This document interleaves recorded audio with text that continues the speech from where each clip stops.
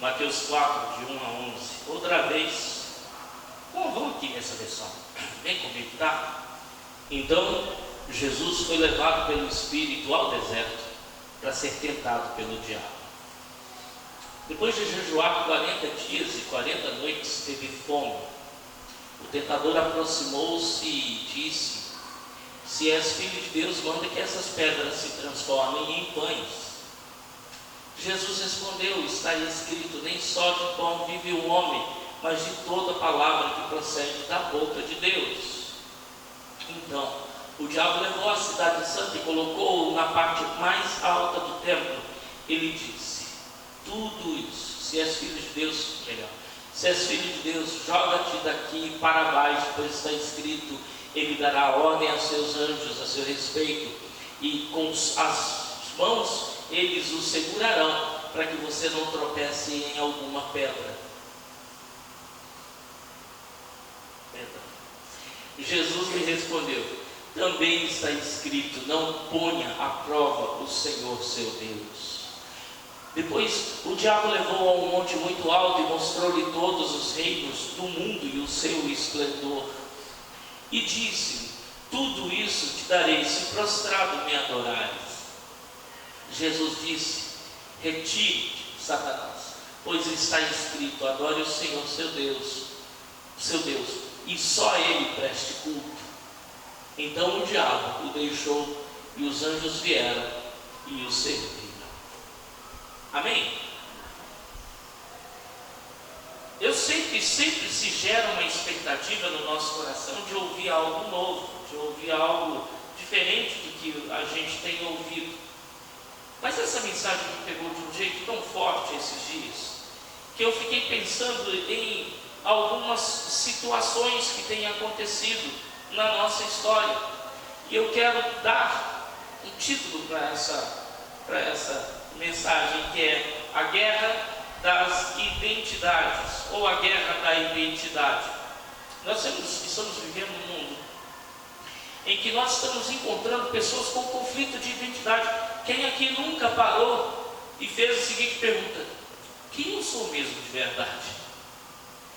E eu quero só te provocar um pouquinho mais. Se você parasse hoje e olhasse no espelho e perguntasse: quem eu sou? Quais seriam as respostas que você iria receber? Hein? Eu sou filho de não sei quem. Eu sou estudante disso. Eu sou estudante daquilo. Você percebe que a gente vive envolto numa guerra de identidade que nem sempre a gente tem resposta. É uma guerra para a qual nem sempre a gente tem solução, porque a maioria de nós não sabe quem é ou a que veio. Se fossem tirados de vocês ou de nós muitas das coisas que nós entendemos que fazem parte da nossa identidade, o que restaria? Se fosse tirado família, se fosse tirado bens, se fosse tirado saúde, se fosse tirado ministério, no final de tudo, quem é você? Quem é você?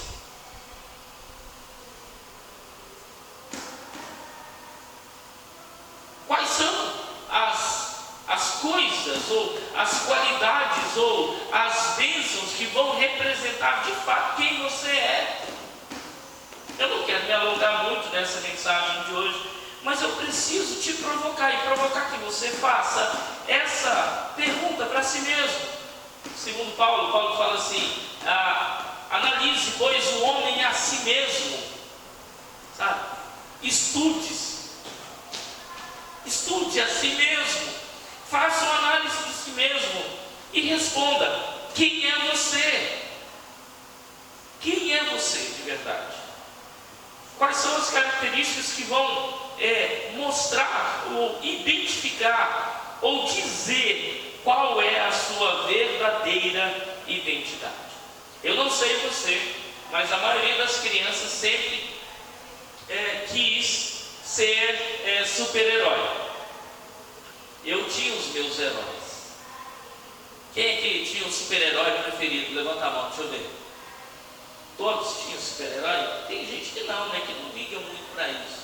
Paula, quem era o seu super-herói? Power Ranger. Eu gostava demais deles também, muito, mas o meu é mais poderoso. Paulo, quem era o seu super-herói? Batman. Homem morcego, né? Igualzinho mesmo, tá? Eu gostava do Batman, mas eu tinha uma birra com o Batman. Ele era muito fechado, não é não?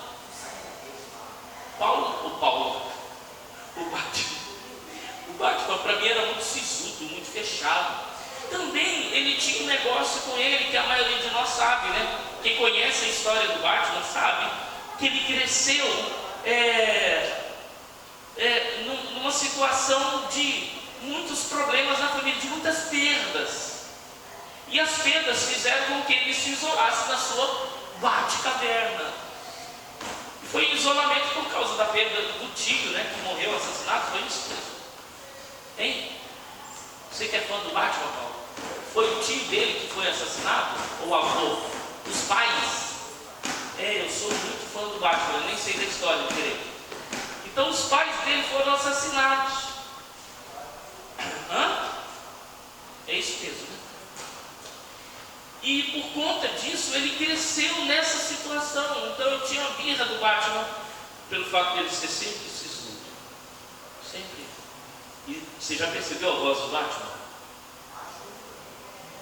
Como é que chamava o mordomo dele? Alfred. Me dá a minha Batcaverna. Abra a Batcaverna. Aquela voz assim bem, né, bem mostrada, bem grave. Então, mas o meu herói era bem mais poderoso que o Batman. Almerido, quem era o seu herói?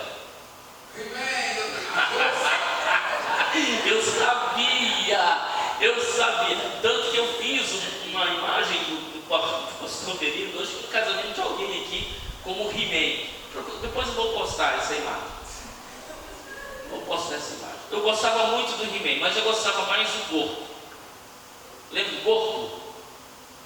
Que era um bichinho que voava, tipo um chapelão, não aparecia a cara dele de jeito nenhum, né? Ele oferecia um enigma no início do desenho, e quando chegava no final do desenho, ele solucionava aquele enigma, né? Tem até uma vez que ele encontrou a irmã dele, que não sei se era Cibele, ou Driele ou Sibiline,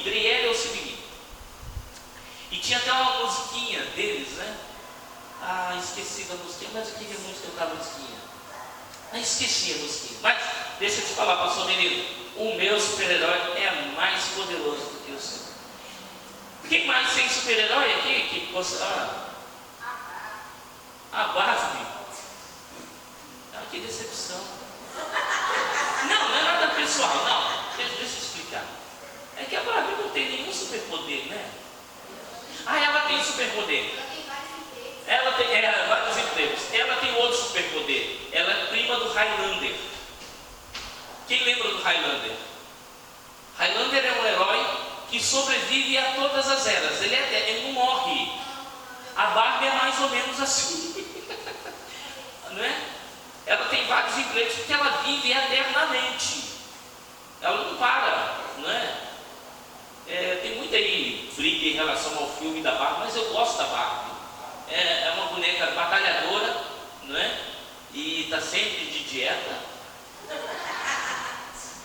Magrinha, que jeito.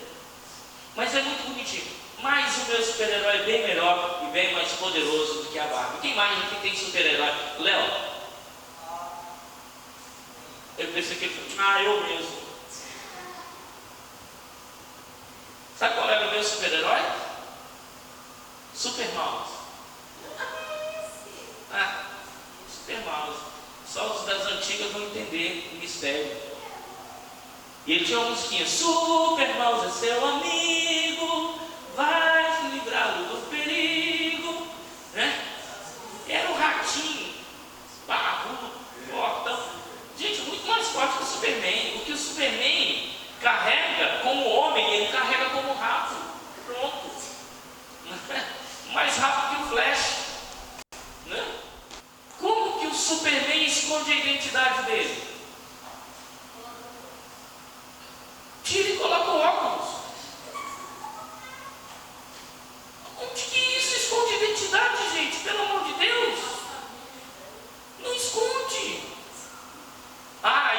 passou meio mentiroso logo, eu falei, agora entendi. Não esconde. Que isso, cara? É o pastor Romerindo. Cuidado com ele. Mulher Maravilha, como que ela esconde identidade? Não esconde, todo mundo sabe quem ela é. A tiara na cabeça. A tiara. Uma tiara esconde identidade. Tá. Homem-Aranha. O Homem-Aranha esconde a identidade dele. Não é? Só que perde a identidade quando ele se apaixona pela Lois Lane. Fica ameaçada. Não é Lois Lane, não. Mary Jane. Gente, aqui eles também estão numa situação assim de mistureba. Um dia eu vi a mistureba. Esse que eu estou falando é por causa da mistureba que eles estão fazendo com os super-heróis. Não é? Superman com o Batman com outra, aquele negócio todo.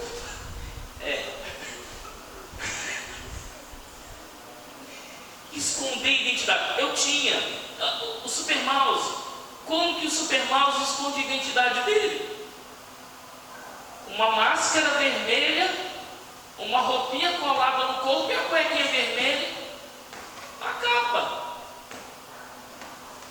Mas continua com aquele orelhão de rato, aquela cara de rato, todo mundo sabe que é ele. Todo mundo sabe que é ele. A pandemia nos ensinou a esconder a nossa identidade. Menos comigo. Eu não reconhecia quase ninguém no meio da pandemia, porque todo mundo estava de máscara. Eu passava por todo mundo falava, eu passei. Por quê?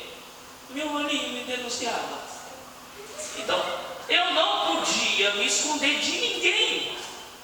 De absolutamente ninguém. Eu me iludia, falava, vou colocar máscara, ninguém vai me reconhecer. Eu pisei na rua, passou Evandro. Falei, nossa, eu nem sei quem é, nem sei com quem eu estou conversando. Mas ele já sabe quem eu sou. Não dá para esconder a nossa identidade. Mas pode ser que a gente ignore e esqueça quem de fato nós somos. O grande problema não é esconder a identidade, é esquecer quem nós somos. É esquecer o que de fato resume e responde a nossa história. Não tem problema você brincar de ser um super-herói de vez em quando. Não? Hoje eu acho que foi uma mensagem que a gente estava ouvindo, né? De um pastor que falava que ele fingia que tinha superpoderes com os filhos dele. E eu me identifiquei porque eu fazia isso de vez em quando. Parava num sinal e falava com os meninos, olha, eu vou fazer o sinal abrir. Aí o sinal abriu. Até eles entenderem que não era superpoder. Não era superpoder, era só o tempo do semáforo. Não há problema em nós querermos esconder quem nós somos. Há problema nisso, mas o grande problema é esquecer quem nós somos. Quem nós somos. Quando nós esquecemos quem nós somos, nós ficamos refém daquilo que o mundo diz que a gente é, daquilo que o diabo impõe às nossas vidas, daquilo que as circunstâncias pressionam sobre nós e nos entregam. Quando nós esquecemos quem nós somos, nós ficamos refém da falta do dinheiro, da enfermidade que bate a porta, das pessoas que abandonam, daqueles que nos ofendem. Quando nós esquecemos quem nós somos, nós perdemos os nossos superpoderes. É simples assim. O esquecimento ou a amnésia da nossa identidade é mais poderosa do que a máscara ou a cueca vermelha do Superman. Esconde a nossa identidade, sabe? Impede que nós reajamos ou ajamos a nossa vida ou conforme aquilo que Deus entregou para a nossa história. Quando nós somos ou esquecemos da nossa identidade, nós ficamos refém da carne, do mundo e do diabo. Conta-se uma história que Martinho Lutero, no final da sua vida, bem doente no seu quarto, acamado, num quarto escuro, ouviu alguém abrir a porta se abriu e por uma fresta ele viu um vulto entrando, e aquilo encheu o quarto de pavor, sabe? Eu não vou contar o final da história, o final da história eu conto no final da mensagem. Aquilo encheu o seu quarto de pavor, e de repente ele tirou a coberta que estava cobrindo seu rosto, olhou e ele perguntou: quem está aí? E a voz grave e pesada respondeu: sou o diabo. Ele relaxou e falou: então tá. Cobriu a cabeça e dormiu. É você? Tá.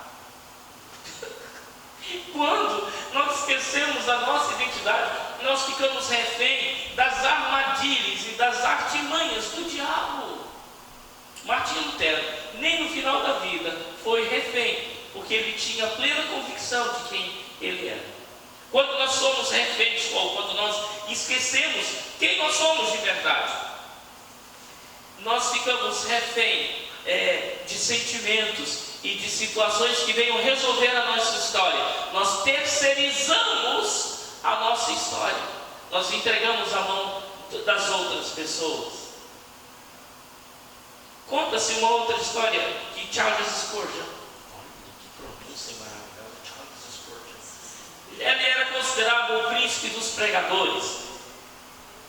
Ele foi visitar uma senhora que estava muito doente também, só que essa senhora havia trabalhado no palácio, numa casa de pessoas da família real, e durante muito tempo ela prestou serviço lá. A família real todos eles morreram, e deram para ela um papel, e esse papel ela ficou tão grata de receber, que ela pegou aquele papelzinho, emoldurou e colocou na parede, como um ato de gratidão. Ela não sabia ler, então ela emoldurou aquele papel. Então no dia em que Charles Spurgeon foi visitá-la, perguntou para ela como é que ela estava. Eu estou bem, Cristal. Ela olhou para o papel, ele olhou para o papel emoldurado na parede, perguntou: isso aqui, o que é? Era um papel muito bonito, com brasão real e tudo mais.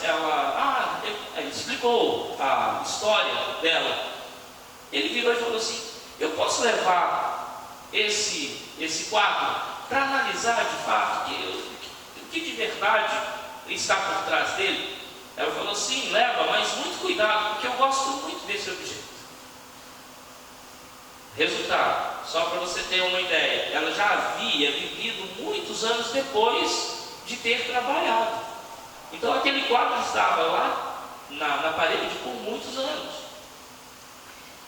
Alguns dias depois ele volta com a resposta. Ele virou para ela e falou assim: irmã, deixa eu te contar, isso aqui é um documento da família real doando para você milhares de dólares, uma casa extremamente confortável, praticamente um palácio, e todas as regalias de alguém que pudesse viver sem nenhum tipo de problema financeiro ou material. Quando nós esquecemos da nossa identidade, a gente fica refém de pessoas, ou a gente terceiriza a nossa esperança, a gente terceiriza a nossa prosperidade, a gente coloca na mão daquele que sabe ler, daquele que vai atrás daquilo que nós somos, daquele que de alguma maneira pesquisa qual é a origem da nossa história e chega em situações como essa. Ela viveu praticamente pobre, tendo uma riqueza, porque ela não sabia de quem ela era, não sabia ler aquele documento, e não sabia que aquele documento dizia respeito à sua provisão, à sua prosperidade. Mateus é quem escreve o livro, o Evangelho, que nós lemos o texto. E o curioso é que, se a gente for puxar a história de Mateus, ele tinha poucos motivos para seguir a Jesus. Ele era um político muito bem remunerado, e além da remuneração dele, um político judeu, além da remuneração dele, ele tinha o dele Você me entende? Por fora. Ele tinha uma reserva. Ele fazia uma reserva forçada em propinas, em comissões espúrias e tudo mais. Tanto é que ele era chamado de alguns nomes peculiares. Aqueles nomes de ladrão, arauto, né? Usurpador e tudo mais. Um dia, Jesus passando por ele, e ele atendendo pelo governo e cobrando os impostos do povo numa praça, Jesus olha para ele e fala assim: vem me segue, larga tudo, vem me segue.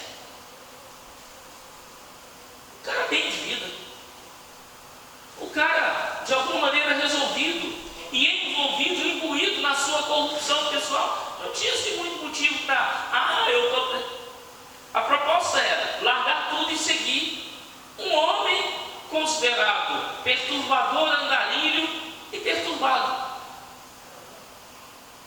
que causava muitos danos à moral e à dignidade do povo, ou do clero, ou da política judaica. Só que aquilo chama muito a atenção de Levi, o autor do livro do Evangelho de Mateus. Ele simplesmente levanta, deixa tudo para trás e vai seguir Jesus. E ele deixa de ser Levi para ser Mateus. E a sua identidade é totalmente trocada. Agora, ninguém mais o chama de ladrão. A partir desse momento, ele assume uma nova identidade em Deus. E a sua nova identidade em Deus permite que ele seja considerado um presente de Deus para as pessoas. Já pensou? Ontem, alguém chegou e foi pagar um imposto e o Levi cobrou 30 vezes mais dele. O dia passou, já não é mais Levi, agora é Mateus. É um presente de Deus para a história. E ele escreve o seu primeiro evangelho e tem como foco os judeus, e vai falar com os judeus sobre o Filho de Deus, que tinha plena convicção da sua identidade em Deus. Deixa eu fazer um parágrafo aqui, só um adendo. No nosso tempo, que é chamado o tempo da guerra das identidades, o que importa não é você assumir aquilo que você acha quem é você. Não importa, sinceramente, o fato de você se assumir, seja lá o que for. Não, isso não vai mudar a sua vida. O que vai mudar a sua vida é você assumir a sua nova identidade em Deus. Está comigo aqui? Porque não adianta. Quem é você? Eu sou crente. E o que isso importa? Até o diabo é crente. E ele tem um detalhe: o diabo crê e treme. E tem uns crentes que nem creem nem tremem, mas só levam o nome. Ou nós assumimos a nossa nova identidade em Deus, ou a gente vai ficar refém de roupagens e identidades que vão roubar de nós a alegria, os relacionamentos, é isso. Mas vamos lá. Ele conta a história do nascimento de Jesus, da filiação de Jesus. Ele relata qual é a genealogia de Jesus, para situar o judeu direitinho e falar com o judeu: olha, eu estou falando com você do Filho de Deus, do Messias e de alguém que está inserido na história do povo de Deus. Ele coloca Raabe, ele coloca Davi, ele coloca todo mundo na genealogia, não por uma questão de inventar, mas ele narra, ele pesquisa e coloca aí para que o judeu conheça. E no capítulo 4 ele vai contar do início do ministério de Jesus. E o início do ministério de Jesus começa com a guerra da identidade, uma guerra forçada. Do lado do inimigo era forçada, mas do lado de Jesus era totalmente resolvida. Jesus, para começar o seu ministério, no capítulo 4, faz um jejum de 40 dias e 40 noites. Esses dias a gente conversando lá em casa, e a Valdete falou assim: amor, faz tempo que você não faz o jejum. Eu pensei, se ela está olhando para a minha barriga. Não, mas ela está sinceramente preocupada comigo. com o meu ministério, com a minha vida espiritual. E hoje, ouvindo a mensagem, o pastor falava: não existe nenhuma maneira da gente crescer na nossa identidade em Deus sem passar pelo jejum. Porque o jejum não é para o outro, o jejum não é para emagrecer, o jejum é para crescer na nossa identidade em Deus. Jesus, não Jesus jejua 40 dias e 40 noites, e diz a palavra de Deus que, lá no início, no versículo 1, então Jesus, após jejuar 40 dias e 40 noites, é levado para o deserto pelo Espírito. E esse Espírito não é o diabo, é o Espírito Santo de Deus. O que me leva a entender que quando eu me fortaleço na minha nova identidade em Deus, e me preparo e me capacito para isso, por exemplo, através do jejum, da minha aproximação dessa identidade, da minha reafirmação nessa identidade, o que acontece? Deus entende que eu estou pronto para ser levado às provas. Ai meu Deus, que isso? Jesus, eu pensei que fosse pronto para ser abençoado. Não, é para ser levado às provas, para provar o que de fato nós somos nele. Então, o Espírito Santo. Aí, você entendeu quem é que leva Jesus para o deserto? Quem? E durante muito tempo a gente pensava que foi o diabo, né? O diabo não está nem aí para você. E quando você jejua, ele não tem poder nenhum. Quando você se fortalece, não é só no jejum, quando você se fortalece na sua identidade em Deus, o diabo não pode te tocar. Ele já não pode te tocar, independente da circunstância, porque maior é quem está em você do que quem está no mundo. Cadê o glória? Por favor, obrigado. Não, glória a Deus, que obrigado, não tem nada a ver com isso. Quando nós nos fortalecemos na nossa identidade em Deus, aí é que o diabo não tem mesmo o poder de nos tocar. Mas Deus tem o poder de nos provar e provar o que está dentro do nosso coração. Então, Jesus é levado para o deserto para ser tentado pelo diabo. É muito claro, não tem como negar, não tem como tentar explicar. Está aí, verso 2 fala assim: depois de jejuar 40 dias e 40 noites, ele teve. É natural, não é não?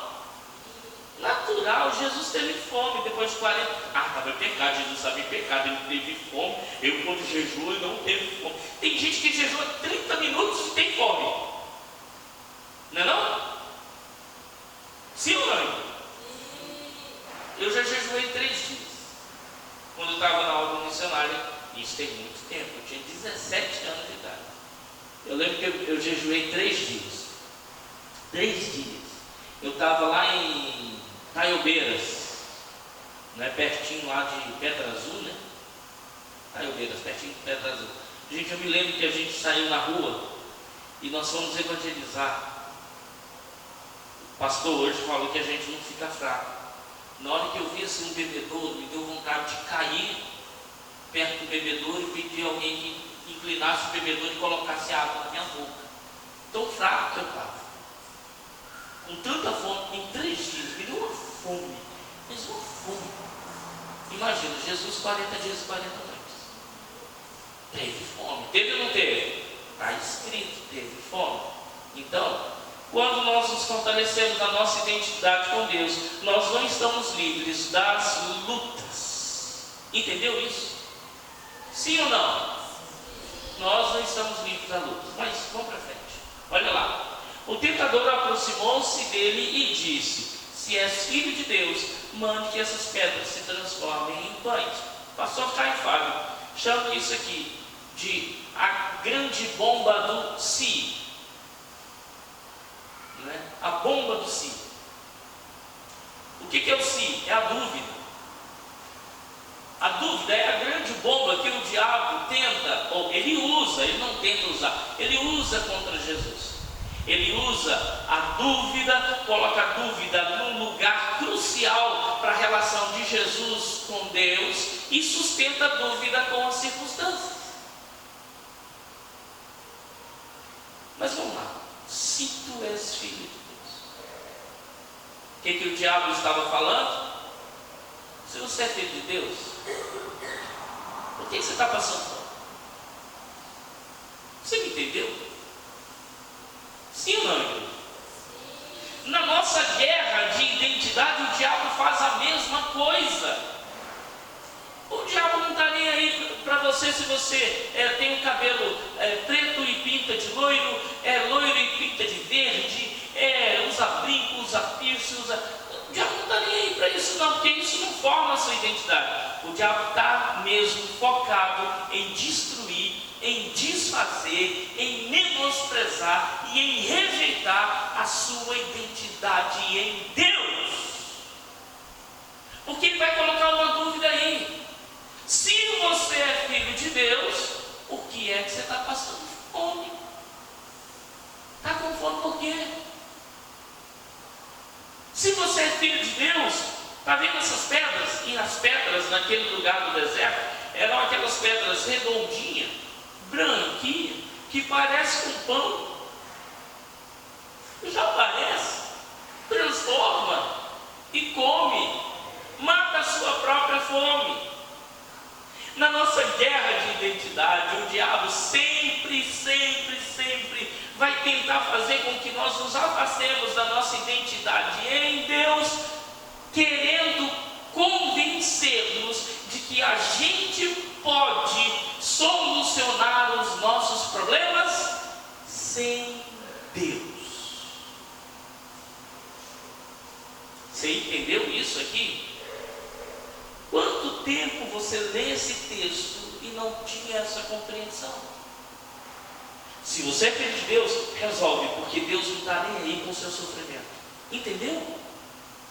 Se você é filho de Deus, dá os seus pulos. Se você é filho de Deus, vai trabalhar, vagabundo. Se você é filho de Deus, faz isso. Se você é filho, ele falou, transforma as pedras em pães. Resolve o seu problema com o seu poder. Porque Deus não está nem aí para você. Nossa guerra da identidade mostra que o diabo tem como foco fazer com que a gente solucione os nossos problemas com as nossas próprias mãos e com os nossos próprios recursos. Qual é a resposta de Jesus? Vamos para frente. Jesus respondeu: está escrito, nem só de pão viverá o homem, mas de toda a palavra que procede da boca de Deus. Qual é a resposta de Jesus para isso? Jesus faz dois movimentos. Jesus mostra para o diabo que a sua identidade em Deus, guarda isso, pessoal, não depende da luta que ele está vivendo no momento. Quem entendeu diz um amém? Amém. Olha, você precisa entender isso de verdade. A sua nova identidade em Deus não depende da luta que você está vivendo no momento. Mas pastor, essa luta tem 3 anos, tem 20 anos. Não importa o tempo dessa luta. Você em Deus, não importa o tempo que passou. Essa luta não diz quem é você em Deus. Amém? Não é só de pão que o homem vai viver, mas de toda a palavra que procede da boca de Deus. Jesus estava falando com ele: eu não preciso tentar resolver os meus problemas. O que Deus fala comigo resolve os meus problemas mais do que aquilo que eu possa tentar fazer. Você entendeu, ferinha? Você entendeu? Sim ou não? Quantas vezes você foi colocado na parede? Olha, toma cuidado, você está na fé. Isso não é coisa de crente fazer, não. Isso não é coisa de crente viver, não. Você está vivendo debaixo de maldição. Maldição capeta. Que maldição? A luta que eu estou vivendo não representa aquilo que eu sou em Deus. A qualquer momento Deus vai falar: aconteça isso, e vai acontecer. A qualquer momento Deus vai falar: alguém vai lá e ajuda fulano de tal. A qualquer momento Deus vai falar: porta se abra.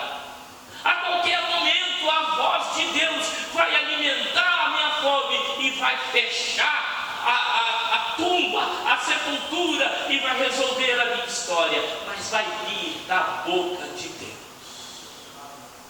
Amém? Vamos para frente. Aí o diabo parte para uma outra estratégia. Ele o leva à cidade santa e o coloca na parte mais alta do templo e lhe diz: então tá, se você é filho de Deus, se atira daqui, pula daqui. O que o diabo estava falando com Deus? Olha a fome que você está passando. Deus não está vendo, Deus não está olhando para você. Deus não está olhando para você. Olha a luta financeira que você está passando. Deus não está olhando para você. Olha a doença que você está vivendo. Deus não está olhando para você. Faz alguma coisa para chamar a atenção de Deus. E nessa aqui, gente, tem gente que é induzido a voltar a práticas satânicas. Tem gente que é induzido a cometer violência. Tem gente que é induzido a roubar. Tem gente que é induzido a mentir, só para chamar: eu estou vivendo bem e Deus não está me olhando. Convencido pelo diabo, a pessoa diz: eu estou vivendo bem, estou fazendo a coisa certa e Deus não está me olhando. Eu vou fazer o errado para ver se Deus olha para mim. Você já ouviu isso em algum lugar, gente? Eu estou cansado de ouvir isso de crente. Na guerra da nossa identidade, na nossa guerra de identidade, eu não preciso chamar a atenção de um Deus que habita em mim através do Espírito Santo. Ei, deixa eu te falar, quem foi que levou Jesus para o deserto? Jesus. Vai. Jesus respondeu: você esqueceu, isso está escrito, mas também está escrito. O que você disse não é mentira. Gente, a palavra de Deus não é mentira porque foi dita pelo diabo. Que coisa, né? Ela continua sendo verdade. Ela continua sendo verdade. Mas olha o que acontece. Ela fala assim: mas tem outra coisa que você não entendeu. Olha lá. Não ponhas à prova o Senhor teu Deus. Gente, em nome da fé, em nome da espiritualidade, muita gente desobedece esse texto. Como? Se tu és Deus. Já ouviu gente pregando assim, falando assim, orando assim? O que é isso? É pôr a prova a Deus. Aí eu quero saber se o Senhor é Deus mesmo de verdade. Como se fosse possível.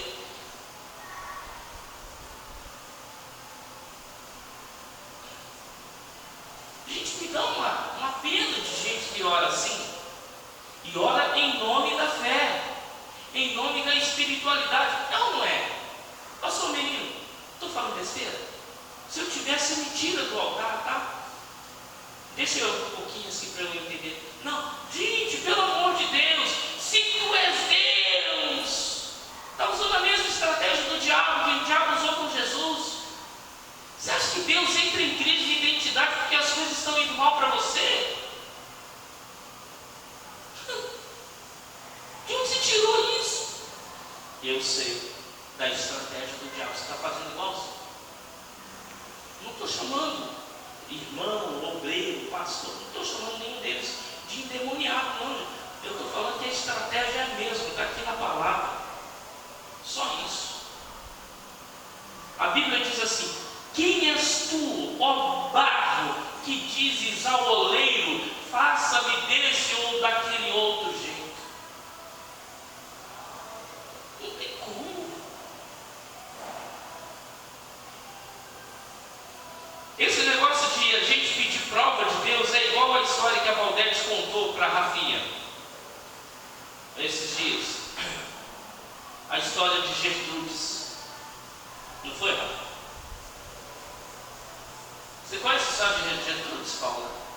Diz que um elefante passava, sabe, debaixo de uma árvore, passava assim num local, e sempre que ele passava, ele matava centenas e milhares de formigas.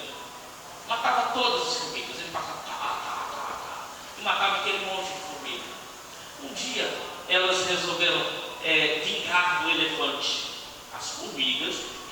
resolveram vingar-se do elefante. E elas montaram um plano muito bem montado. Elas disseram assim: algumas serão sacrificadas, que serão esmagadas. Só que nós veremos que ele sempre que vem, depois de matar as formigas, ele deita aqui debaixo dessa árvore. Nós vamos subir numa árvore, o outro grupo vai subir na árvore e vão pular em cima dele e vão acabar com ele. Trato, planejamento, né? E execução. No outro dia veio o elefante, pisou naquele monte de formiga, matou aquele monte de formiga, mas já tinha um grupo em cima da árvore, preparado para fazer aquilo que estava planejado. Então o elefante deitou embaixo da árvore, as formigas, com uma voz de comando, pularam nele. O elefante sentiu um certo incômodo, balançou a cabeça e um monte de formiga caiu e ficou apenas uma no pescoço dele. Gertrudes. E as de baixo começaram a gritar: enforca ele, Gertrudes! Enforca ele! Quando nós passamos pela estratégia, quando nós usamos com Deus a estratégia do diabo de colocar Deus à prova, é tentar fazer Gertrudes enforcar um elefante. Você entendeu? Gente, quem está passando pela prova é você, não é Deus. Não é Deus. Se tu és Deus, amanhã eu não estarei nessa prova. Deus, por misericórdia, de vez em quando até resolve solucionar o caso dos irmãos, mas não porque eles venceram e Deus provou que era Deus para alguém. Quando a palavra de Deus diz assim: provai-me nisso, ele é bem categórico, e apenas 2 vezes aparece a palavra de Deus que nós tenhamos que colocar Deus à prova. E uma delas é nos dízimos e nas ofertas, onde pouca gente prova a Deus. Você já parou para pensar nisso? Ele fala assim: vou repreender o devorador, vou repreender o cortador, vou repreender o migrador, vou repreender a todos os demônios que trancam e que arrasam a sua prosperidade, se vocês forem fiéis.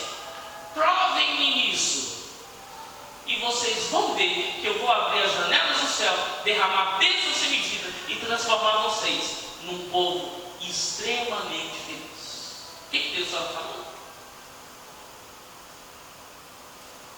Faz prova de mim. Como? Seja fiel. Abra mão daquilo que eu tenho pedido. Está lá no livro de Malaquias. Mas vamos para frente. Na nossa guerra da identidade, vai para frente, no próximo. Depois disso, o diabo leva um monte, aí o diabo tira a máscara. E ele fala assim: tudo isso eu vou dar para você. Mostrou todos os reinos, o esplendor do mundo, próximo versículo. E tudo isso eu vou dar para você, se você prostrado me adorar. Qual é a resposta de Jesus? Eu acho muito lindo. Jesus não tem mais conversa com o diabo, porque ele revela qual é o plano dele. Qual é o plano dele? Ter o coração de Jesus, ter a adoração de Jesus. Oh, gente, deixa eu te falar. Na guerra da identidade, o diabo só quer o nosso coração, só quer a nossa adoração, só quer o nosso serviço. E quando ele alcançar isso, ele nos cospe fora. Diferente do Senhor. Esses dias eu ouvi dizer que um grande filósofo ou economista, não lembro quem disse assim: o céu é um suborno. É como se Deus estivesse subornando o homem, oferecendo o céu. Gente, o céu não é um suborno. O céu é um presente dado a nós de graça, sem que a gente mereça em qualquer aspecto e circunstância. O céu é nos dado não como suborno, mas como presente ao sacrifício de Jesus na cruz do Calvário. Deus não nos suborna com o céu. Ele nos oferece o céu depois de nos ressuscitar, mortos nos nossos delitos e pecados. Mas vamos lá. resposta nenhuma, volta.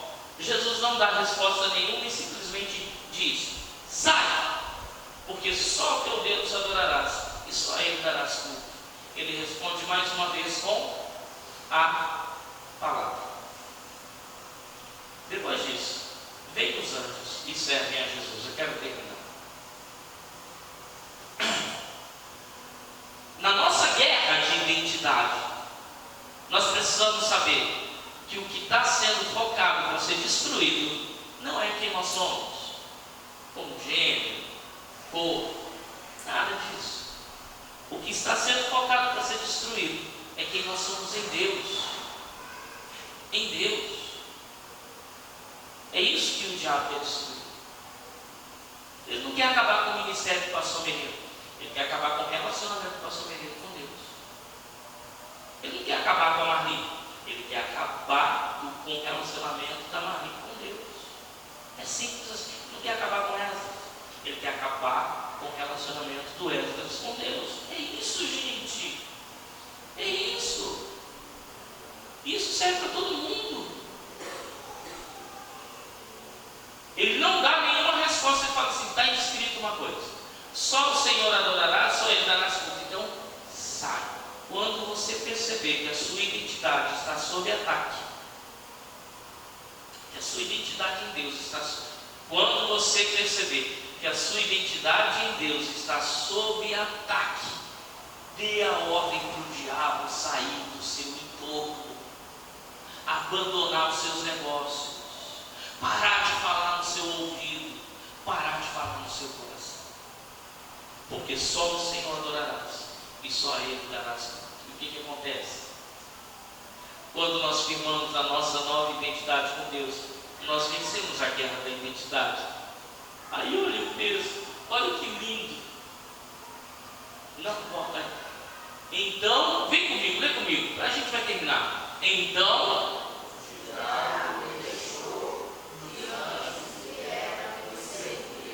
Jesus precisou transformar a pedra em pão? Não. Jesus precisou pular no pináculo do templo? Por quê? O problema dele não era fome?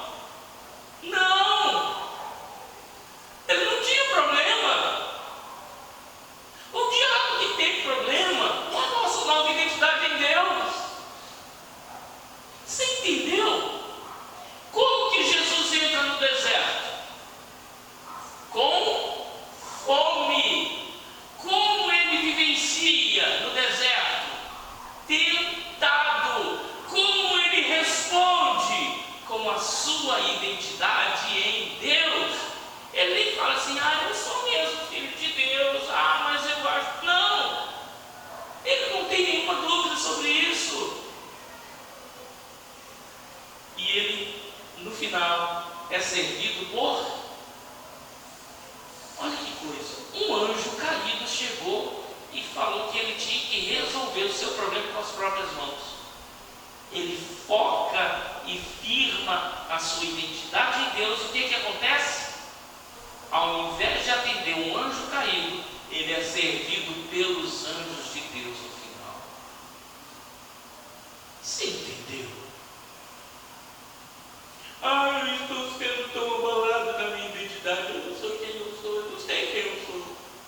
E eu não quero minimizar isso, por favor. Não entenda que eu estou minimizando, que eu estou fazendo chacota disso. Não, gente, o que eu estou querendo dizer é o seguinte: enquanto você está perdido, sabe, nesse perímetro de quem eu sou, se eu sou isso, se eu sou aquilo, eu quero te oferecer quem é você em Deus. E a palavra de Deus diz assim: agora, quem está em Cristo é nova criatura. As coisas velhas já passaram e eis que tudo se fez novo. Quando você assume a sua nova identidade em Deus, o seu passado fica para trás. Ele já não vai mais te magoar, te ofender, te maltratar.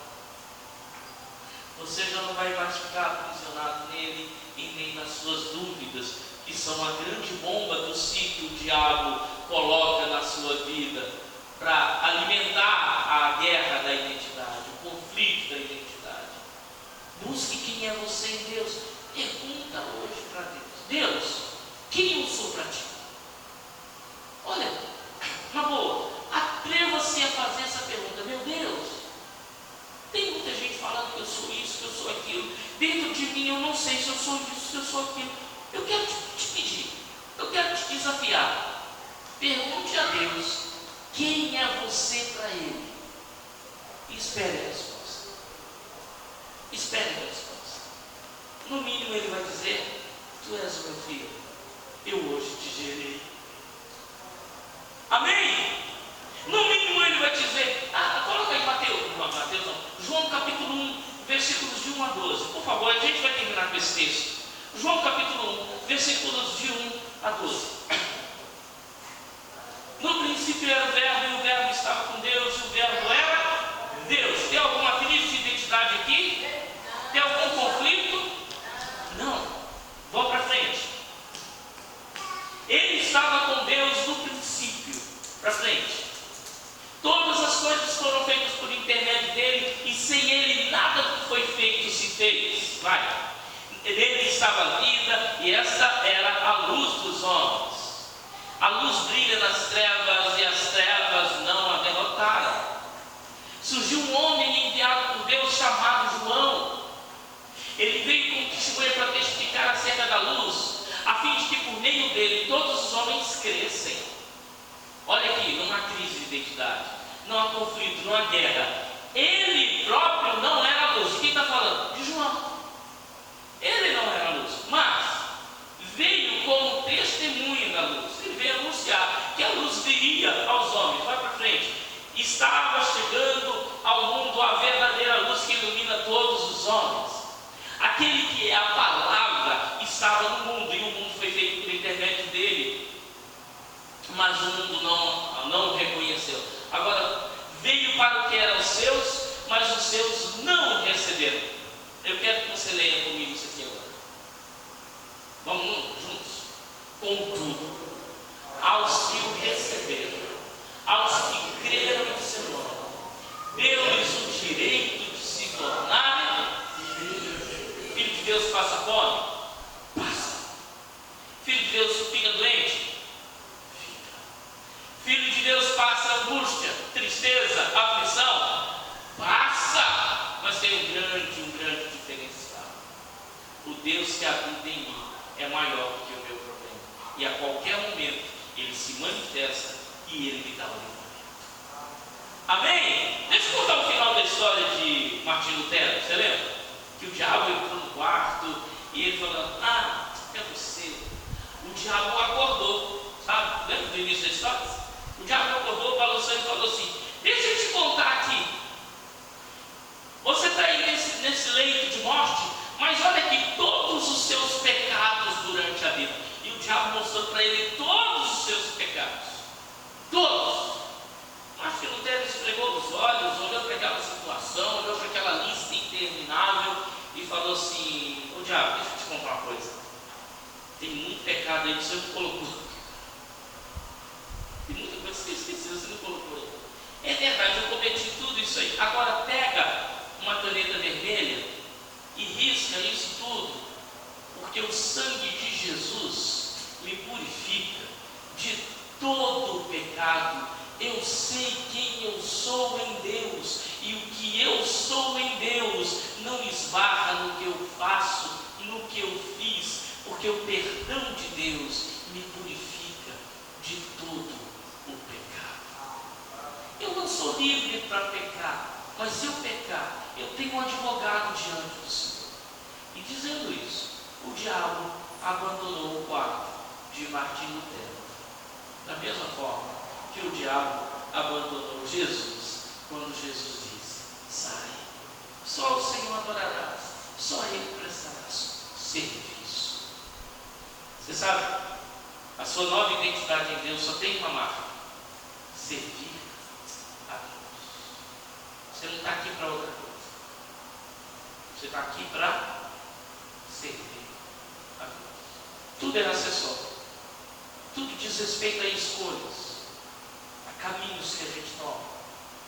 Mas nós estamos aqui para servir aos propósitos de Deus.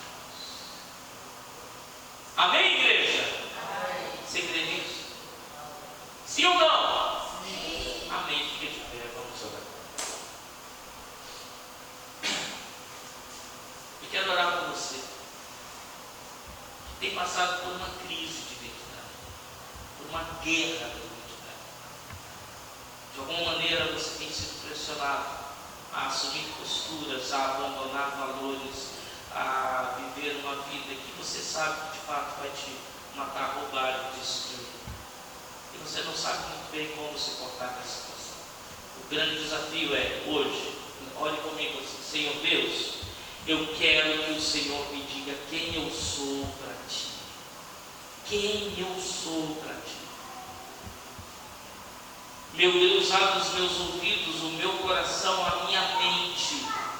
Não sou religioso ou religiosa, não frequento igreja ou algum culto religioso, mas eu fui desafiado a te perguntar quem eu sou para Ti.